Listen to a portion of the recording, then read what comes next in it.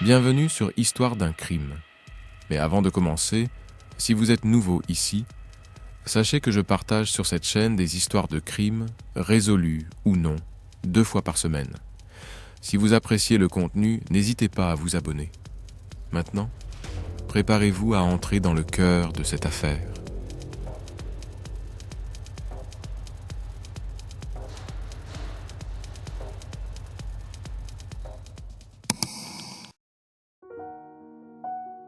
Laissez-moi vous raconter une histoire qui s'est déroulée en 2021 en Géorgie aux États-Unis. Cette histoire est centrée sur une jeune femme nommée Mariam Abdulrab. À 27 ans, Mariam était une barmaid appréciée au Reverie VR, un bar situé à Midtown Atlanta.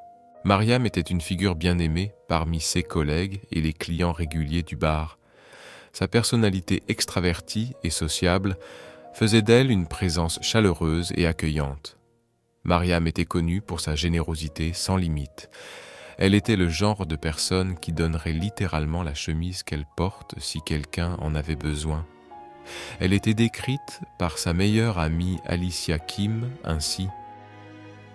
Elle était une fille, une sœur, à la fois la cadette et l'aînée, une petite amie, et surtout, elle était notre meilleure amie.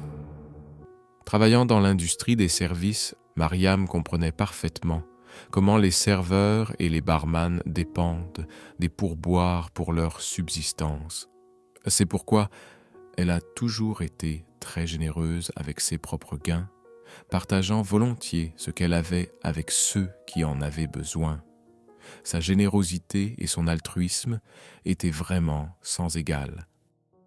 Mariam partageait sa vie avec son petit ami Jerry Antoine dans leur maison située à Shoreswood Park, Atlanta. Le 13 août 2021, une journée qui restera gravée dans les mémoires, Mariam a terminé son quart de travail nocturne à 5 heures du matin. Elle a ensuite pris la route pour rentrer chez elle, un trajet d'environ 5 miles qu'elle connaissait comme le dos de sa main. Cependant, ce jour-là, le destin avait prévu un tournant tragique. À son arrivée à la maison, une autre voiture s'est arrêtée juste derrière la sienne. Avant même qu'elle n'ait eu le temps de franchir le seuil de sa maison, quelqu'un l'a enlevée sous les yeux horrifiés de son petit ami. Écoutons la conversation de Jerry Antoine avec l'opérateur du 911, diffusée par le département de police d'Atlanta.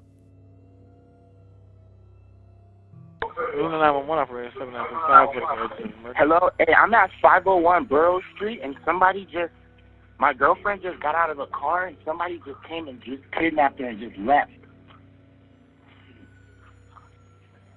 Said they kidnapped her and left? Somebody just left with my girlfriend. Where are you located? Oh my! I'm at 501 Burroughs. Yeah, they just left. He was in like a Ford Escort looking type of car. What kind of car was he in? You said a Ford Escort. What It color? was like What color? a Jeep car, like a Jeep. So what? How did he? Was she snatched? Was she? Bro, she just pulled up, and then I heard somebody here earlier. Bro. Oh my God, my car is blocked in. What the? Oh my God. Bro. Sir. Bro. Sir, I need you to stay with me for a second. Bro, what the? Sir, can you hear me? Or you? Oh my God. Bro, I just watched her get kidnapped from in front of my house. What the? Oh What is my your name? God. My name is Jerry Antoine. Jerry, Oh. what is your? Was she forced into the car? Did she get in the car? Or did she walk to the car? Yes, I watched it all. I watched everything. He had a gun to her. I watched everything. You said that you saw your girlfriend get kidnapped by the driver of a black SUV-style vehicle. Is that correct? Yes, it looked like a Ford Escape kind of car, like a small SUV. Because she just called me 5 minutes ago, and she said, "Well, I'm about to be here," and I heard her car pull up. Hold on, Jerry. And I hear a commotion out. Hold outside. on, Jerry. So she had a gun pointed to her? Yes, I watched it all through my window in my front yard. He had a gun to her, and he forced her into a car. He had on a security shirt. All right. So I have her location in my phone. I'm going to check it, like, period. I can check it. So you're tracking her location from your phone, is that correct? I'm loading it up right now. I don't know if she dropped it or not. I think it's in her car. I think she dropped it. Peu de temps après l'appel au 911 signalant l'enlèvement de Mariam, les forces de l'ordre ont convergé vers la zone du crime. Les autorités ont déployé tous les efforts nécessaires pour résoudre cette affaire, conscientes que chaque minute qui passait réduisait les chances de retrouver Mariam saine et sauve. Le mobile du criminel restait un mystère, tout comme ses intentions. Alicia Kim, la meilleure amie de Mariam, a partagé son désespoir et son appel à l'aide sur les réseaux sociaux. Ma meilleure amie a été enlevée hier soir à son domicile à Grand Park. Elle est barmaid au Reverie et était barmaid au Mother and Church. Si vous l'avez rencontrée, vous savez qu'elle est une personne incroyable. Après son quart de travail, elle s'est arrêtée à une station-service et quelqu'un l'a suivie chez elle. Alors qu'elle se dirigeait vers sa porte, elle a été prise. S'il vous plaît, si vous l'avez vue hier soir et que vous avez des vidéos, envoyez-les-moi. Si vous la voyez dans un véhicule, appelez les autorités. Les enquêteurs ont travaillé d'arrache-pied pour identifier l'auteur de l'enlèvement. Une des hypothèses était que Mariam avait été choisie au hasard par le criminel qui l'avait repérée pour la première fois à une station-service. Grâce à des images de vidéosurveillance, ils ont pu reconstituer les moments terrifiants de l'enlèvement.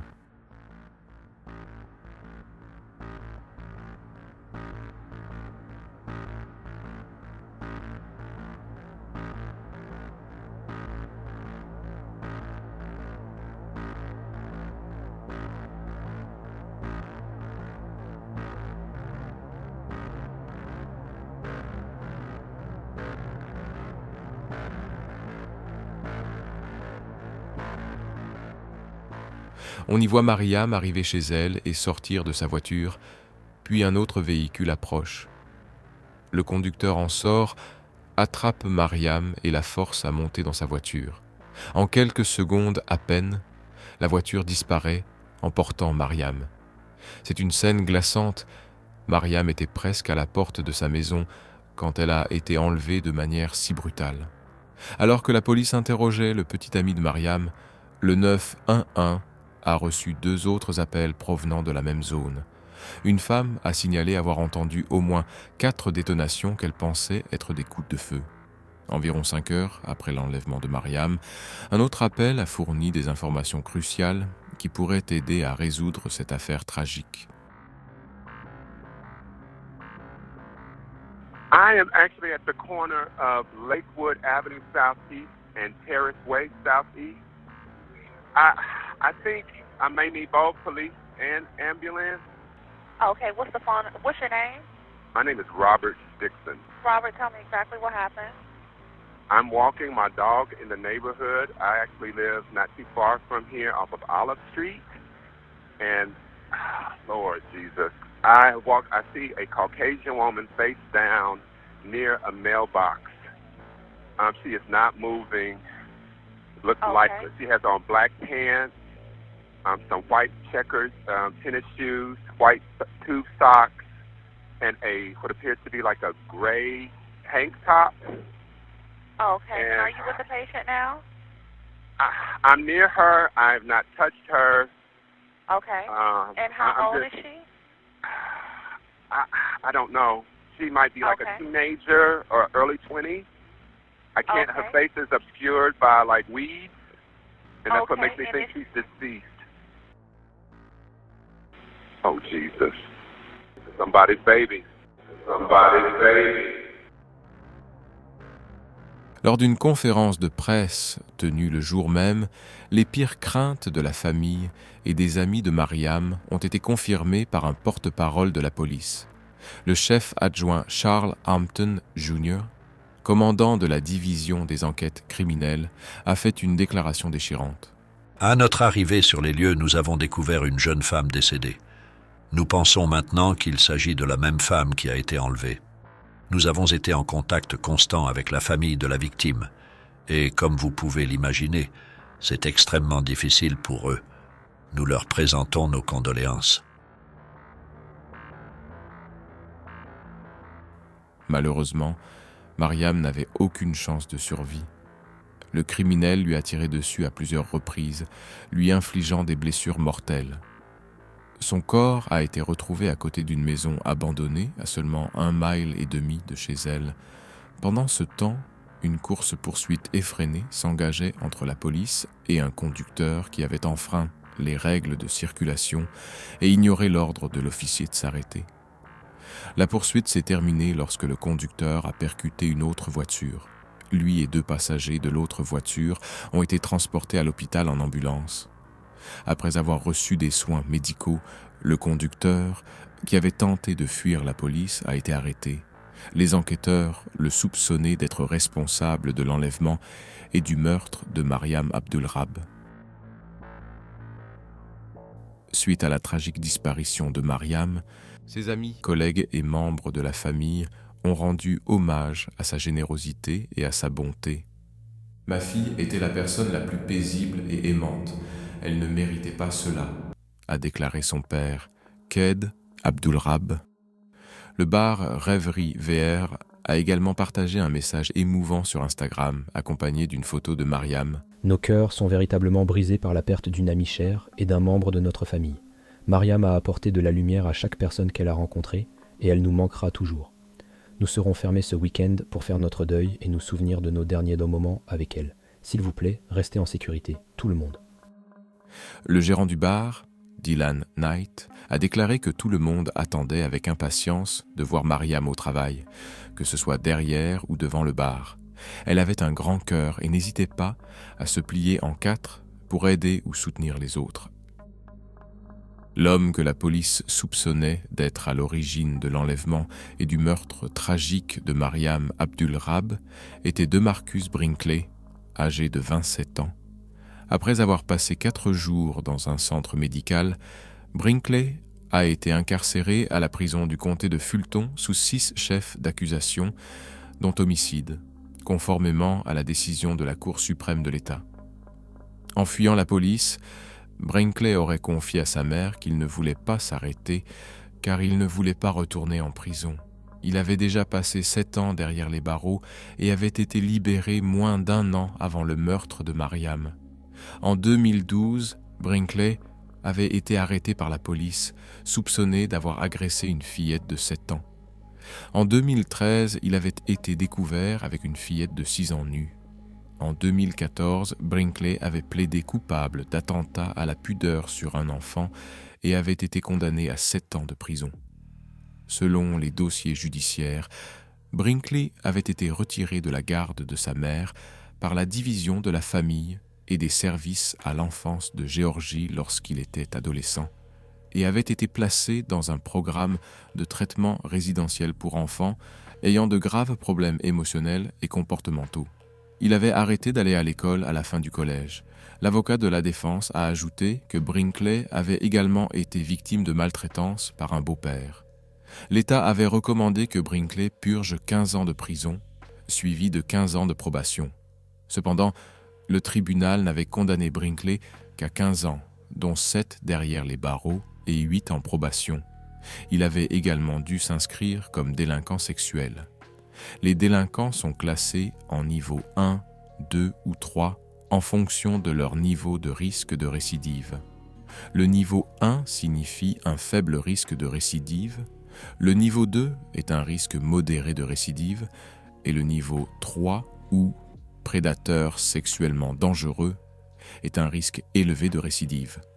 Alors que certains États classent les délinquants sexuels le jour de leur condamnation, la Géorgie classe les délinquants sexuels après leur libération de prison.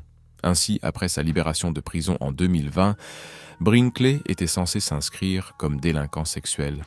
Mais il n'a jamais reçu d'évaluation de niveau de risque. Brinkley a rencontré de nombreux fonctionnaires de l'État tout au long de sa vie, des juges du système judiciaire aux conseillers en santé mentale. Ali Abdulrab, le frère de Mariam, pense que sa sœur serait encore en vie aujourd'hui si l'un d'eux avait traité ses condamnations antérieures différemment. La famille de Mariam a fait pression pour que les lois de l'État soient modifiées afin de prévenir des crimes similaires à l'avenir.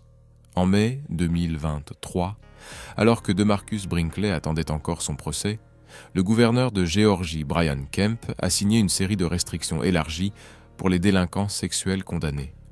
Le projet de loi 188, connu sous le nom de loi de Mariam, a créé de meilleures façons de suivre ces individus.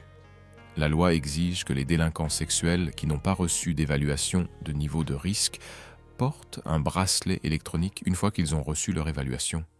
Les délinquants les plus dangereux doivent porter le bracelet pendant toute la période de probation. En même temps, les délinquants de niveau inférieur pourraient les faire enlever s'ils sont approuvés par le département d'État de la supervision communautaire. En novembre 2023, DeMarcus Brinkley a conclu un accord plaidant coupable de plusieurs chefs d'accusation. Le 5 décembre 2023, le tribunal l'a condamné à la réclusion à perpétuité avec possibilité de libération conditionnelle après 30 ans, plus 15 ans supplémentaires. La famille de Mariam n'était pas satisfaite du verdict, ce qui est bien sûr compréhensible. Un criminel avec un long casier judiciaire a une fois de plus la possibilité de quitter un jour les murs de la prison. Dans un message texte à Michael Seiden de Channel 2, le frère de Mariam, Ali Abdulrab, a abordé l'accord de plaidoyer entre les procureurs et le meurtrier de sa sœur. Nous n'étions pas exactement heureux des résultats de la condamnation après tout ce temps d'attente pour un procès. DeMarcus Brinkley a décidé de plaider coupable pour un espoir mince qu'il puisse être libéré sous condition un jour après que sa condamnation à perpétuité soit purgée, 30 ans plus 15. Après avoir entendu les détails de tout ce qu'il a fait au tribunal, ils lui ont quand même laissé la seule chose qui rendrait son temps en prison un peu plus supportable. Il est facile de blâmer le criminel dans ces scénarios, mais la raison principale pour laquelle ma sœur a été assassinée en premier lieu est qu'un juge au tribunal n'a pas suivi la recommandation du procureur pour ses précédentes accusations d'agression sexuelle sur 2 enfants. La décision dans cette affaire récente est trop familière et semble être une autre histoire où le juge est là seulement pour rendre tout le monde heureux, plus encore les avocats de la défense criminelle qui, j'en suis sûr, considèrent cela comme une victoire. Je comprends que leur devoir est de promouvoir l'équité et la justice pour leurs clients. Mais à quel prix ? Le système de justice pénale, tel que je le connais, est ce cycle perpétuel d'injustice et de réexamen, surtout pour les victimes potentielles et ceux qui souffrent. Notre famille estime que ce n'est pas juste pour les enfants que ce monstre a blessé, pas juste pour ma sœur qui a eu toute sa vie volée. Mariam est plus qu'un simple numéro dans un monde de crimes. C'est une vraie personne qui avait une vraie famille et des amis qui l'aimaient beaucoup. Mes chers amis, nous voici arrivés à la fin de notre récit. J'aimerais connaître vos pensées sur cette affaire. N'hésitez pas de partager votre réflexion en commentaire. Et pour d'autres histoires captivantes de crimes réels, n'oubliez pas d'aimer, de partager et de vous abonner à la chaîne.